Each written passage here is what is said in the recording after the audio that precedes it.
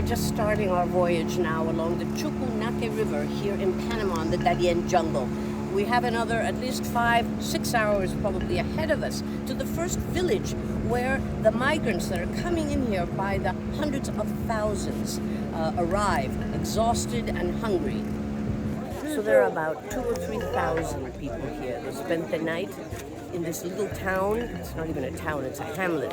And they're now lining up to be the next ones to take the trip down the river in an attempt to finally make it to the United States. And there are people from Africa, from China, from Afghanistan, Iraq. I've spoken to people from Ecuador, but the vast majority are from Venezuela. They've been leaving in droves now for years, at least 7 million of them. But this, I have never seen anything like this, especially the number of small children, babies, just a few months old, pregnant women who have given birth, some of them on the road and have had to leave the babies behind because they were stillborn or died from dehydration.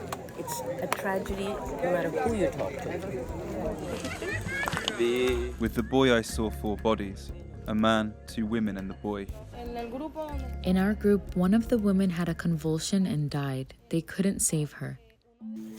We've joined one of the columns of the migrants now for the last stretch into Bajo Chiquito, and it's incredible that even though they've been walking for 5 days, they walk incredibly fast.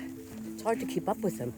Everybody helps everybody here. I was almost falling up to my knees in mud, and then the mud swallowed my boot, and 2 people pulled me out, and that's how they've been doing it all along this trail. So we finally made it to the little village of Bajo Chiquito. This is where the migrants, of course, arrive. They rest, and then the next day they leave, if they have the money, in the long canoes you saw before, to the border or to a place that will take them to the border with Costa Rica. A lot of them, as you can see, have thrown away their sleeping bags, their tents.